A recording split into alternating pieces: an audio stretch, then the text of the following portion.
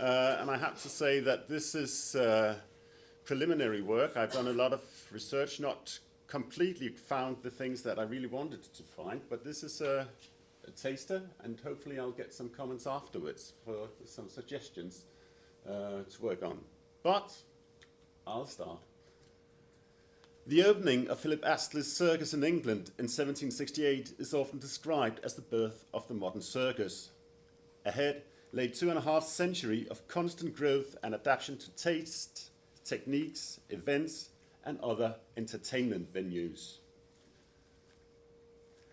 As high and low came to resemble each other more and more clothing-wise in the 19th century, there was a huge appetite to measure normality against freaks, and circus was quick to put freaks like a frog imitator, a lion man, and a fairy prince on their payroll for everybody to see. A big German circus having an appalling season touring Denmark in 1896 asked for permission to put wrestling matches on the show to stimulate interest. And soon, Danish wrestling champion Magnus Bech Olsen opened a circus with his matches against locals, the main draw. The main supplier of animals for the European zoos, Carl Henrik, also trained the animals in his animal parks to perform tricks. Inevitably, Henrik ventured into circus business as well. The exhibition of wild animals as a mini-zoo became standard part of circus. Henrik also discovered the European hunger for ethnographic caravans that enabled Europeans to measure their civilization against the other. Folk caravans were displayed in zoos and entertainment parks and also found their way into circuses. The popular Wild West shows at the turn of the century were only the latest in a long line of spectacular themed pantomimes, reenactments of historical events, exotic cultures of fairy tale stories going back to the late 18th century when even the Storm of the Bastille was performed in circus. Circus was also quick to embrace the emerging film industry. Already in 1899, Circus Leonard Hauge showed a film of a Danish music hall star having a bath, and in 1918, the Circus building in Copenhagen was turned into a cinema for the winter season. In hindsight, it really was a bad omen when the majestic 30-year-old circus building in Copenhagen was destroyed in an explosive fire on the night of 7th of March 1914.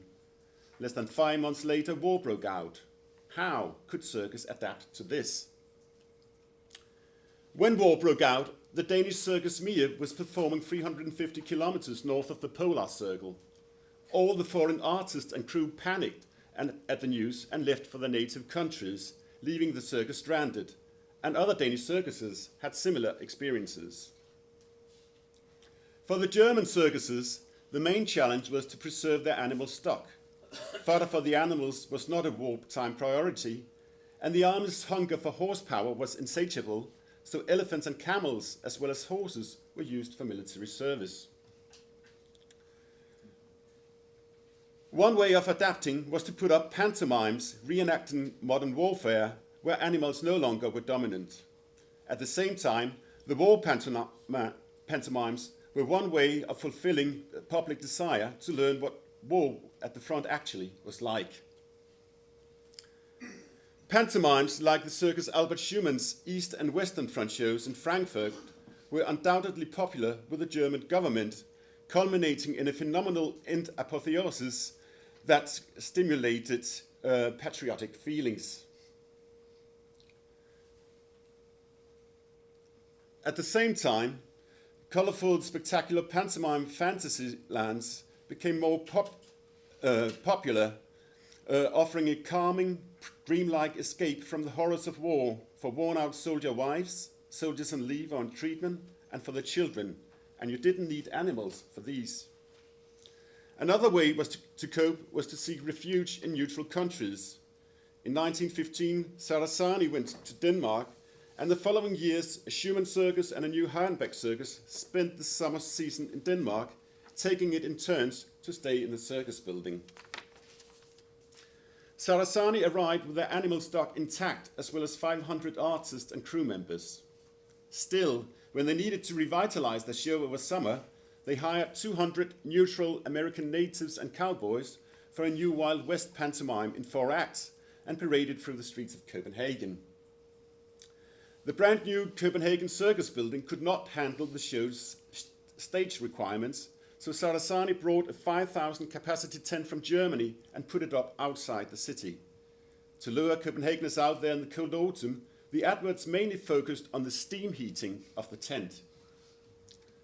Sarasani also made an income in Denmark from allowing elephants, camels, and a number of artists to appear in the film The Maharaja's Favorite Wife.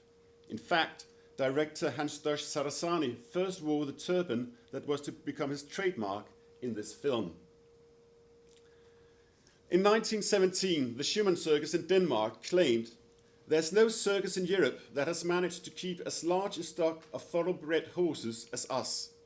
We are grateful to be in Copenhagen at a time when it is next to impossible to obtain fodder in other parts of Europe."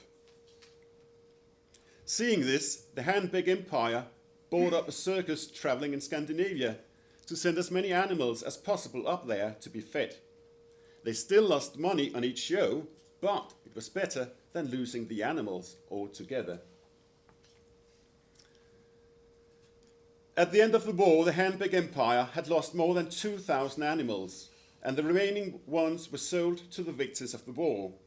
Still, Henrik, with circus and animal park, managed to reorganize, adapt, and survive. Circus always adapts.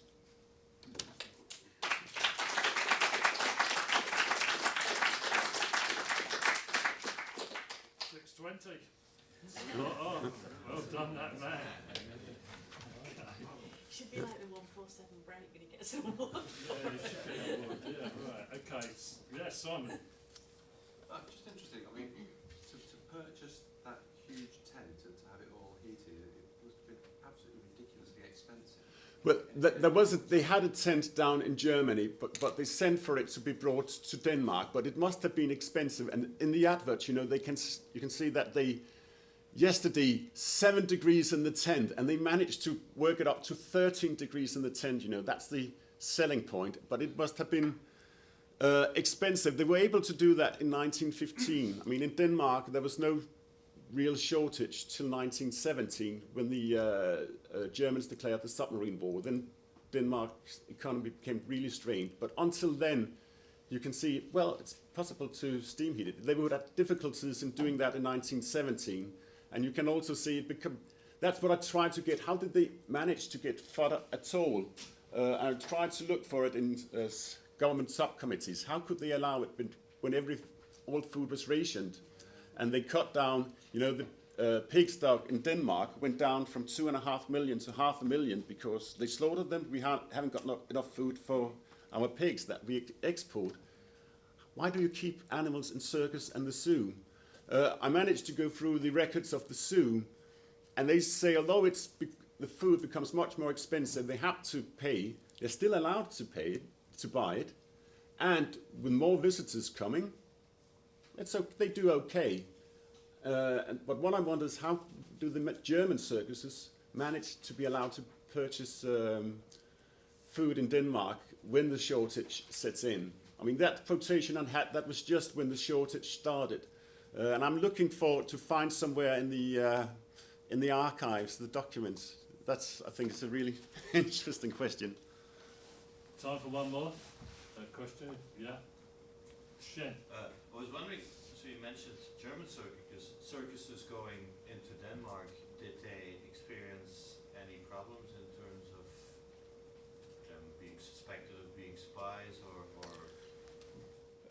I haven't encountered that. In fact, the Schumann Circus, they make a lot out of having some Swedish relationship, and they have dual nationality, so they play on them being Swedish to get better conditions. But it's only in these years it starts gradually in 1915, and then it develops 16, that you have this strict control. I've been looking in the police archives if they have noticed this. I mean, whenever I have found artists coming up and they need documentation that they are to perform the need the contract with a theatre in order to allow them to be here. In Denmark, the Sarasani, they want to stay on in the winter 1915, but are not allowed. But that's because that will be too much competition for the Danish circuses. So that's the reason why they are expelled. But they become more and more aware of the possibility of spies as well when they look at the other things. I haven't found anything yet in the archives about discussing whether the circuses, but you know, maybe that's one of the reasons why they got the Wild West show. It was easier to get from another neutral country, get the Americans. Super, thank you very much.